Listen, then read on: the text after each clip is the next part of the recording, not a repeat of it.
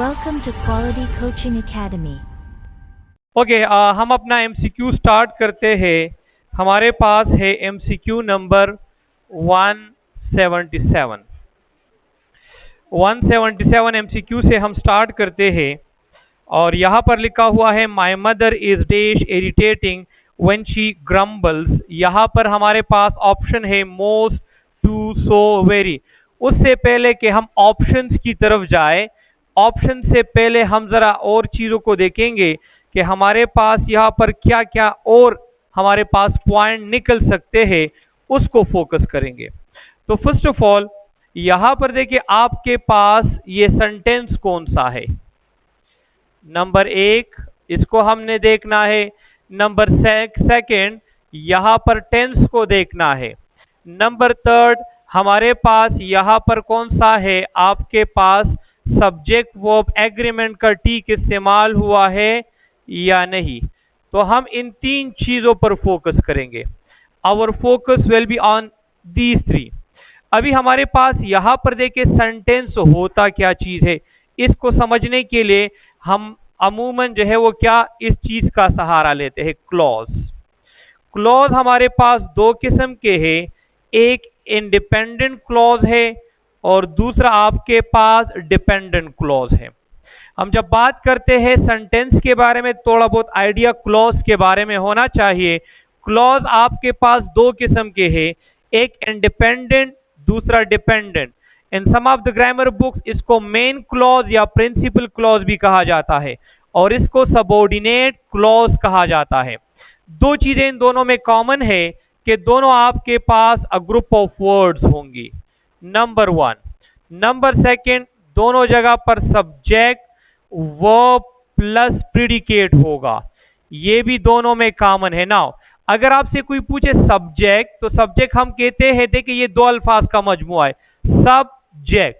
सब का मतलब होता है समथिंग या समबडी और जेक्ट का मतलब होता है डू। तो यहां पर हमारे पास मानी निकलता है डूअर और सब्जेक्ट हमारे पास जो डूअर होता है वो कौन होता है, या तो नाउन होगा, या तो प्रोनाउन होगा, या तो इन्फिनेटिव होगा, या आपके पास जेरंड होगा एंड सो ऑन, या द प्लस एडजेक्टिव। ये हमारे पास सब्जेक्ट है। वर्ब हमारे पास क्या है, जिसमें हमारे पास एक्शन, स्टेट और एग्जिस्टेंस हो। Verb shows an action, state और एग्जिस्टेंस को शो करता है। सब्जेक्ट के बारे में याद रखें कि ये हमारे पास स्टार्ट में जो है हम लगाते हैं, स्टार्ट ऑफ अ सेंटेंस में हम सब्जेक्ट को लगाते हैं और सब्जेक्ट के बाद जो लफ्ज होगा वो आपके पास वर्ब होगा। सब्जेक्ट के बाद जो लफ्ज होगा वो आपके पास वर्ब होगा। और प्रीडिकेट क्या होता है, जब वर्ब के साथ कुछ और अल्फाज आ जाए, रिस्ट ऑफ द वर्ड्स। अभी यहां पर मैं दो जुमले लिख रहा हूं, दो स्टेटमेंट लिख रहा हूं। हमारे पास है dogs bark, he goes to school. Now मैंने दो स्टेटमेंट्स लिखे, अगर आप यहां पर देखें, दिस वन इज सब्जेक्ट और सब्जेक्ट में क्या है, नाउन है, and this one is verb. ये हमारे पास सब्जेक्ट हुआ, सब्जेक्ट में हमारे पास प्रोनाउन है थर्ड पर्सन, ये verb, this one is preposition और ये हमारे पास नाउन। तो यहां पर से लेकर यहां पर एज अ होल ये आपके पास प्रीडिकेट। तो हमारे पास दो पॉइंट्स निकल गए। हमारे पास तीसरा पॉइंट ये है कि इंडिपेंडेंट क्लॉज आपके पास हमेशा कंप्लीट मानी देगा, कंप्लीट मानी देगा, और यहां पर आपके पास क्या होगा, इनकम्प्लीट मानी होगा। और इसका आसान सा डिफरेंस क्या है कि इसकी शुरुआत it start from a subject और इसकी शुरुआत हमारे पास होगी सबऑर्डिनेटिंग कंजंक्शन से होगी।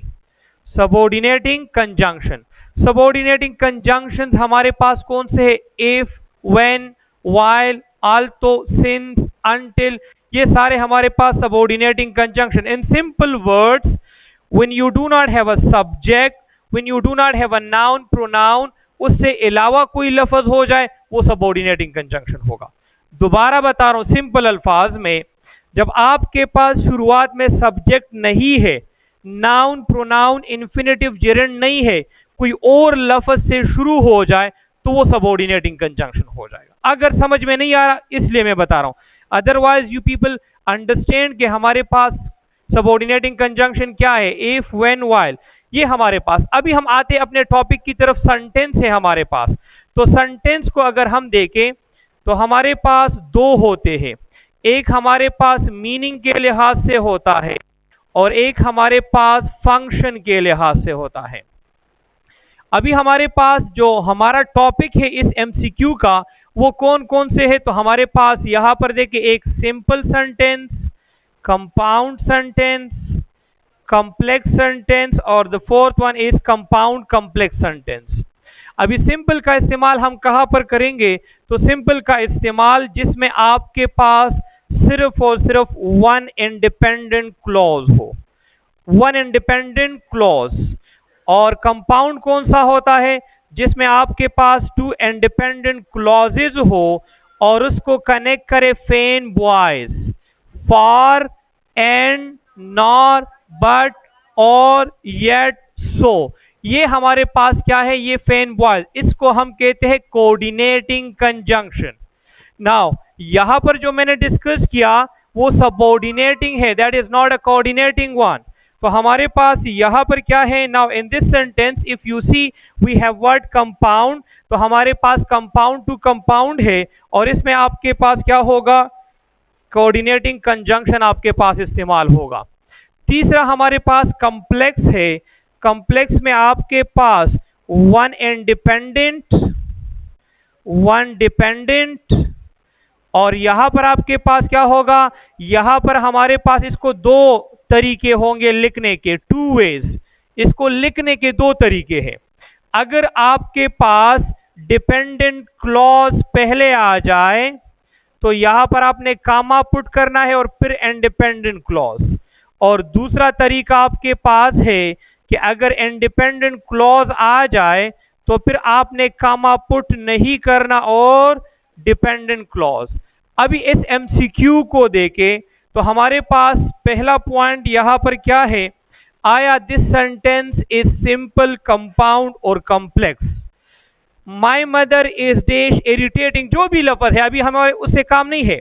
लेट सपोज हमारे पास कोई भी ऑप्शन आपने फिल किया है, my mother is too irritating या very irritating when she grumbles. यहां पर देखें ये आपके पास कौन सा हुआ, कॉम्प्लेक्स सेंटेंस। कोई आपसे पूछे तो कौन सा होगा, कॉम्प्लेक्स।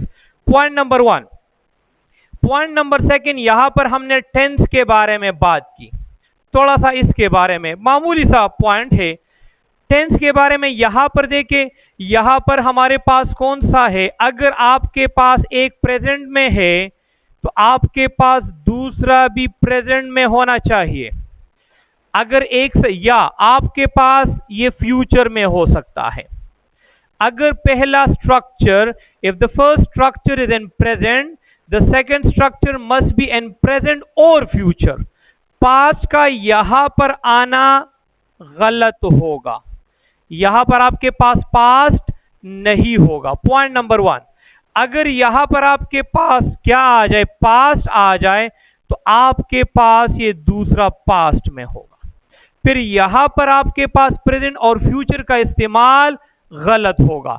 तो अगर आप इस सेंटेंस को देखें तो हमारे पास क्या हो इस्तेमाल हुआ है, हमारे पास है इज, आपके पास प्रेजेंट है, दूसरा वो भी आपके पास प्रेजेंट है। तो यहां पर दोनों का स्ट्रक्चर ठीक, देखिए ये मैं आपको डिटेल से बता रहा हूं कि आपको और आइडियाज क्लियर हो जाए। अभी हम अपने एमसीक्यू की तरफ आ रहे हैं कि आया हमारे पास मोस्ट है, टू है, सो है या वेरी। बहुत सिंपल सा पॉइंट है, उसको भी समझने की कोशिश करें।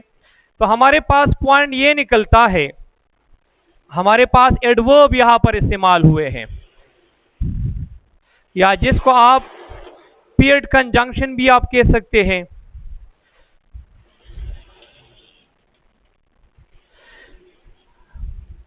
हमारे पास है पेयर्ड कंजंक्शन।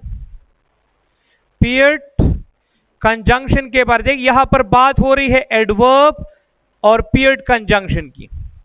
अभी पेयर्ड कंजंक्शन हमारे पास इसका अपना नाम है कोरिलेटिव कंजंक्शन, वो कंजंक्शन जो पेयर में होगी। यहां पर देखिए मैं ये इसको यहां पर इसकी जगह यहां पर इस तरह करता हूं नाउ, यहां पर आपके पास ये पेयर गलत होगा क्योंकि this one is a red marker, तो रेड के लिए ये पेयर नहीं है बल्कि ये पेयर जब मैं लगाऊंगा तो तब ठीक होगा। इसी तरह हमारे पास पेयर्ड कंजंक्शन है, अगर आपके पास सो आ जाए उसके साथ ये लफ्ज लाजमी होगा। अगर आपके पास टू आ जाए you have to put too. When you have the word hardly you have to write when you have scarcely आपके पास क्या होगा व्हेन।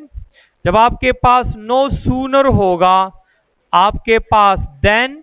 हमारे पास नीदर लफ्ज आ जाए नॉर, ईदर आ जाए और हमारे पास और कौन कौन से है किसी को याद है? यस हमारे पास बट एंड आल्सो यहां पर आ जाता है। हमारे पास एज वेल एज नहीं है, हाँ एज वेज, गुड जबरदस्त, as so as and so on, ये हमारे पास बहुत सा किस्सा है। अभी हम आते हैं अपने टॉपिक की तरफ दोबारा। हमारे पास पॉइंट है, एक मच है और एक है वेरी, इन दोनों का इस्तेमाल है। अगर आपके पास प्रेजेंट पार्टिसिपल है, प्रेजेंट पार्टिसिपल किसको कहते हैं? Verb ING, you have to write क्या? आप वेरी लगाएंगे। अगर आपके पास पास्ट पार्टिसिपल है जिसको आप क्या आसान अल्फाज में ईडी फॉर्म कहते हैं, तो आप उसके साथ मच का इस्तेमाल करेंगे। अभी यहां पर आ जाए, आप अपने एमसीक्यू को देखें। एमसीक्यू है हमारे पास माय मदर इज देश इरिटेटिंग, आईएनजी फॉर्म है, कौन सा लगाएंगे? कौन सा लगाएंगे? वेरी। ऑप्शन नंबर क्या है? डी। टू क्यों नहीं आता? इसके बाद टू नहीं है। अगर हमारे पास क्या है? हमारे पास अगर सो क्यों नहीं आता? क्योंकि डेट नहीं है, तो आपने इसका ख्याल रखना है। तो यहां पर ऑप्शन नंबर डी। ये 178 मुझे नहीं आता, आप लोगों से सीखने की कोशिश कर रहा हूं, शाबाश। My mathematics teacher is that dislike by my classmates, if I am not wrong, ये है या नहीं है? तो इसके साथ हम क्या लगाते हैं? ये लगाएंगे ना। कौन सा लगाएंगे? ये वाला, ये वाला कौन सा? अभी भी आप कंफ्यूज है? देखिए इसको देखिए जरा, प्रेजेंट पार्टिसिपल ये लगाओ, पास्ट पार्टिसिपल ये लगाओ। आपके एमसीक्यू में पास्ट पार्टिसिपल है या प्रेजेंट पार्टिसिपल? 179 पास्ट पार्टिसिपल, तो आपके पास पहला वाला लग जाएगा। तो ऑप्शन नंबर मेरे ख्याल में यहां पर है बी ऑप्शन। नेक्स्ट है चूज द करेक्ट सेंटेंस। अगर आप यहां पर देखिए, ये आपके पास एडवर्ब का किस्सा है। हाँ, हमारे पास यहां पर एडवर्ब में जरा इश्यू है मामूली सा, आप इसको जरा एहतियात से देखेंगे। इसमें अमूमन मैं भी गलती करता हूं और आप लोग भी गलती करते हैं, क्योंकि हम तेजी से करते हैं, हम सोचते नहीं है। हमारे पास जब भी क्या हो जाए, हमारे पास यहां पर एमसीक्यू कौन सा है? Adverb of frequency. ओके, हमारे पास है एडवर्ब ऑफ फ्रीक्वेंसी। तो याद रखिए adverb of frequency mostly before verb इस्तेमाल होता है। मैंने एक लफ्ज कहा मोस्टली, मैंने ये नहीं कहा all the time. Mostly adverb of frequency कहां पर इस्तेमाल होते हैं? Before verb. अगर हमारे पास एडवर्ब ऑफ फ्रीक्वेंसी है, फॉर एग्जाम्पल हमारे पास है ही ऑलवेज टेल्स लाइज। अभी यहां पर देखिए दिस वन इज वर्ब, उससे पहले आपके पास एडवर्ब ऑफ फ्रीक्वेंसी आया। पॉइंट नंबर 1, अगर एक सेंटेंस में आपके पास एक से ज्यादा वर्ब हो, now in this sentence you have only one verb and that is tells. if you have more than one verb, तो एडवर्ब ऑफ फ्रीक्वेंसी हम कहां लगाएंगे? अगर मैं इसको इस तरह लिख लूं, he always has told lies, क्या ये ठीक है या गलत? एनीवन, शाबाश। देखिए हमारे पास ये गलत क्यों है कि जब भी आपके पास एक से ज्यादा वर्ब आ जाए तो वर्ब के दरमियान एडवर्ब ऑफ फ्रीक्वेंसी होगा। If you have more than one, तो यहां पर हमारे पास हो जाएगा he has always told lies। तो adverb of frequency helping verb या मेन वर्ब के बाद इस्तेमाल होता है, दोनों के दरमियान। अगर सिर्फ एक मेन वर्ब है तो फिर आपके पास वर्ब से पहले इस्तेमाल होगा। अगर दो वर्ब है, दो वर्ब के दरमियान होगा। अगर तीन वर्ब हो फिर हम क्या करेंगे, पहले वर्ब के बाद लगाएंगे। दोबारा सुन ले ये points. If you have one verb before verb, if you have to verbs आपके पास दरमियान में, अगर if you have three verbs तो पहले हेल्पिंग वर्ब के बाद आपने इस्तेमाल करना है। नेक्स्ट पॉइंट यहां पर बहुत इंपॉर्टेंट है कि अगर आपके पास लिंकिंग वर्ब्स आ जाए, लिंकिंग वर्ब्स, फिर हम क्या करेंगे, ये इंपॉर्टेंट है। लिंकिंग वर्ब आ जाए, लिंकिंग वर्ब, और लिंकिंग वर्ब में भी आपके पास या स्टैटिक वर्ब जिसे आप कहते हैं इज, एम, आर, वाज, वर आ जाए, फिर हमारा, और ये अकेले हो, इज अ मेन वर्ब का काम कर रहे हैं, फिर हम क्या करेंगे, फिर उस मेन वर्ब के बाद इस्तेमाल होगा। ये मामूली सा ट्रिक है, दोबारा बता रहा हूं। आमतौर पर adverb of frequency is use before verb, लेकिन 5 वर्ब्स है इसके बाद इस्तेमाल होता है। Is, am, are, was, were, is, am, are, was, were, adverb of frequency इसके बाद इस्तेमाल होगा। For example, he always is in the class नहीं होगा, he is always in the class. He is क्या है, he is often late in the class. अभी मैं ये नहीं कहा ही often is late in the class, गलत होगा। तो 5 वर्ब्स आफ्टर और बिफोर वर्ब, कोई कंफ्यूजन तो नहीं होगी इसमें। अभी एमसीक्यू को देखते हैं कि हमारे पास क्या है यहां पर देखिए ऑप्शन है I have often told him to speak. कौन सा ऑप्शन होगा, ऑप्शन नंबर ए, क्योंकि ऑलरेडी मैंने आपको बता भी दिया कि ये वाला आता है। ओके, 180 में हमारे पास कौन सा होगा, ऑप्शन नंबर ए, क्योंकि आपके पास is, am, are, was, were. Next है I am afraid of heights dash I appreciate the view. यहां पर देखें, यहां पर हमारे पास कोऑर्डिनेटिंग कंजंक्शंस है। हमारे पास बहुत सिंपल सा है, येट इसका मतलब होता है डिस्पाइट, या हमारे पास होता है नेवरदलेस या नॉनदलेस। अभी यहां पर एक और पॉइंट याद रखें, डिस्पाइट के साथ ऑफ का इस्तेमाल गलत होगा। अगर हमारे पास इंस्पाइट हो तो फिर आप, और दोनों का माना सेम टू सेम है। Despite and in spite both have the same meaning, लेकिन डिस्पाइट के साथ प्रीपोजिशन ऑफ का इस्तेमाल गलत होगा और इंस्पाइट के साथ इस्तेमाल करना सही है। दूसरा, इसको आप अलहदा लिखेंगे, हाँ कुछ लोग इसको इकट्ठा लिखते हैं, आपने सेपरेट करके लिखना है। दूसरा पॉइंट, येट का मतलब यह होता है जब आपकी कोई एक्सपेक्टेशन हो और उस एक्सपेक्टेशन के कोई अपोजिट काम हो रहा हो। When you have some expectations, आपको कोई कहता है कि सर कामरान आपको बहुत अच्छा पढ़ाएगा, आप आते हैं बहुत दूर से और आपकी एक्सपेक्टेशन के बहुत खिलाफ बहुत बुरा पढ़ाता है, तो ये क्या है, येट आ जाएगा। यहां पर आवाज सबको आ रही है, क्लियर है? ओके, तो येट हमारे पास एक्सपेक्टेशन के खिलाफ। फिर हमारे पास एक और है जिसको हम कहते हैं एंड। एंड का इस्तेमाल कहां पर होता है, जब पॉजिटिव सेंटेंस हो, आपके पास एंड आए और दूसरा भी पॉजिटिव सेंटेंस हो, या नेगेटिव सेंटेंस, यहां पर आपके पास नेगेटिव एंड और नेगेटिव। हमारे पास बट कहां आता है, जब आपके पास पॉजिटिव बट और नेगेटिव, या नेगेटिव बट और पॉजिटिव। यहां पर एक पॉइंट याद रखें, अगर सिमिलर आइडियाज हो you have to use and. अगर डिसिमिलर आइडियाज हो,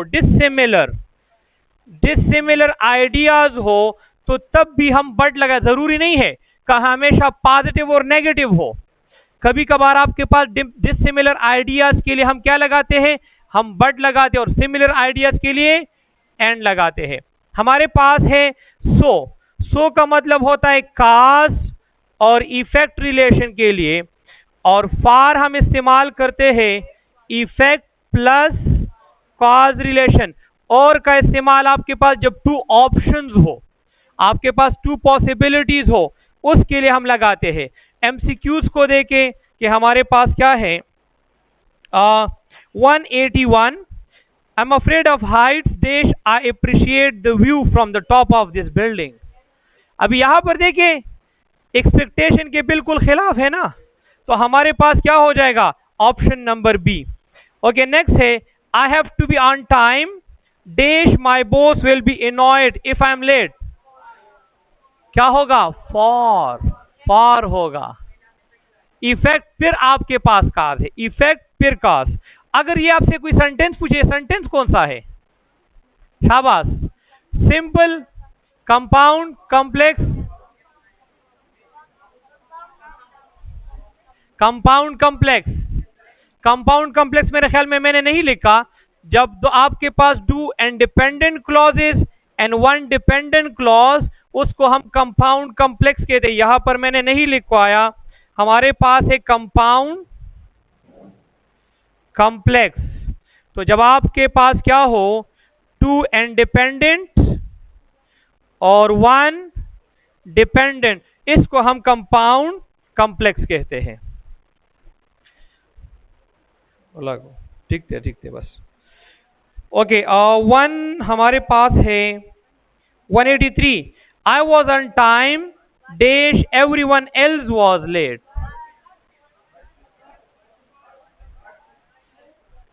देखिए काज और इफेक्ट किस तरह होता है, आपके लिए होगा। यहां पर देखिए काज एंड इफेक्ट में देखिए जब आप कोई काम करते हैं उस पर आपका क्या इफेक्ट होगा, लेकिन यहां पर आप पर नहीं है, और लोग। हमारे पास यहां पर क्या हो जाएगा आई वॉज ऑन टाइम डिसिमिलर। देखिए आप सब लोगों ने कहा है ना पठूल व पठेम राजू। लेट सपोज एक बंदा आ जाए और ठूल खपाराम नास्ती, जिस तरह अमूमन ये शादियों में होता है ना, द यवुलस बजे टेम दर तो 2 बजे राशि। तो हमारे पास ये क्या है डिसिमिलर है, तो हमारे पास यहां पर कौन सा हो जाएगा बट। नेक्स्ट है Zahid doesn't like to drive dash, he takes the bus everywhere. देखिए मैंने आपको क्या बताया, वही जाहिद और ही सेम ही बंदा है, तो काज और इफेक्ट तो आपके पास सो। नेक्स्ट है no one dash protested on this statement in the conference. तो हमारे पास बहुत सिंपल सा है, कभी भी आपके पास एक लफ्ज की एंडिंग वन से हो, थिंग से हो, या बॉडी से हो, या ईच हो, या एवरी हो, या नीदर हो, अकेले हो हमारे पास, या आपके पास ईदर हो, तो याद रखे हमारे पास जो वर्ब होगा ये हमेशा सिंगुलर होगा। दोबारा सुन ले, when you have what a sentence starts from each, every, neither, either, और उसके साथ और नार लफ्ज ना हो, रिमेंबर दिस पॉइंट। और आपके पास क्या हो, आपके पास कोई लफ्ज की एंडिंग वन से हो, for example anyone, someone, no one, या आपके पास क्या हो कोई लफ्ज की एंडिंग बॉडी से हो, एवरीबडी, समबडी, नोबडी, या आपके पास या थिंग से हो, उसके लिए वर्ब हमेशा सिंगुलर होगा।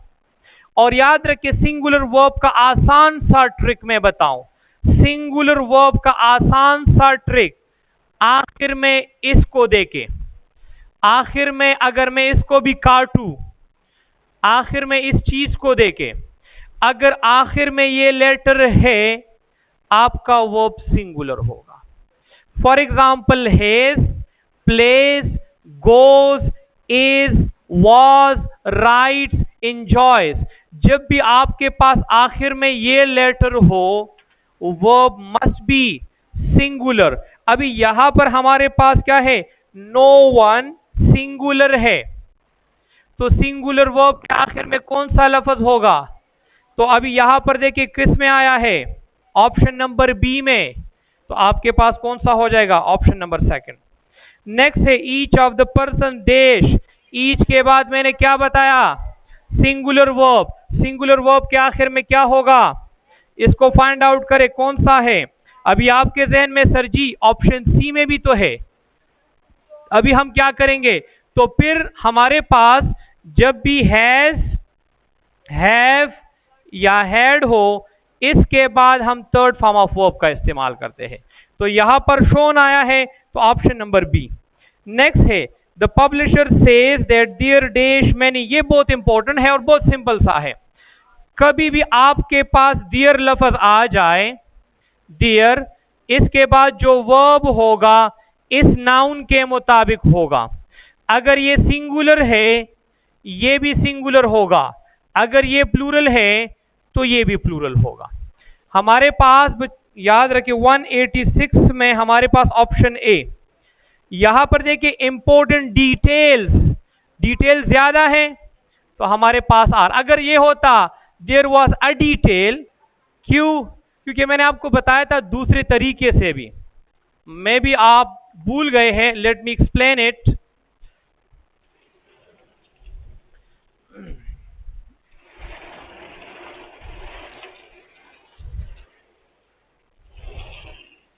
देखिए हमने एक पॉइंट डिस्कस किया था, इज, एम, आर, वाज और वर। इसके बाद दो किस्म के वर्ब आ सकते हैं। नंबर 1 आपके पास verb ING, number 2 third form of verb. अगर वर्ब आईएनजी होगा तो आपके पास हेल्पिंग वर्ब, सॉरी ये आपके पास एक्टिव वॉइस होगा और ये आपके पास पैसिव वॉइस होगा। ये एक काम है। ये आपके पास अगर क्या हो, एज अ हेल्पिंग वर्ब हो। दूसरा काम इसका एज अ मेन वर्ब भी आ सकता है, ये अकेले भी आ सकता है। फॉर एग्जाम्पल मैंने लिखा I am a teacher, she is a doctor, he was happy. अभी यहां पर सेंटेंसेस में देखे इज एम आर के साथ ना तो वर्ब आईएनजी है ना थर्ड फॉर्म। इसको हम प्रिंसिपल ऑक्सिलरी कहते हैं। प्रिंसिपल ऑक्सिलरी वो verb they can function as a main verb plus auxiliary और हेल्पिंग वर्ब, दोनों का काम करते हैं। अगर अकेले आ जाए you have to call it main verb, अगर इसके साथ दूसरा वर्ब आ जाए तो ये हेल्पिंग वर्ब हो जाएगा। ओके, यहां पर आपके पास option number B is the correct one. 188 despised का मतलब होता है नफरत करना, हैट्रेड, डिस्डेन को कहते हैं, किसे नफरत करना। तो हमारे पास डिटेस्टेड, ऑप्शन नंबर ए, ये भी नफरत है और सारा डी है। देखिए ये इलिट्रेशन, आपसे कोई पूछे ना इलिट्रेशन इसको कहते हैं, इलिट्रेशन।